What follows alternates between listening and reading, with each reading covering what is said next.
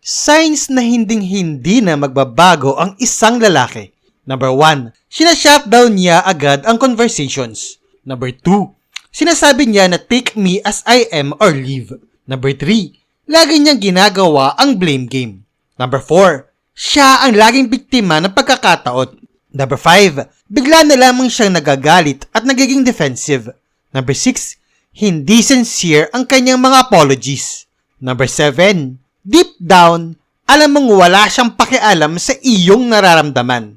Number 8, interesado lamang siya sa kanyang sarili. Number 9, dismissive siya maliban na lamang kung apektado siya tungkol dito.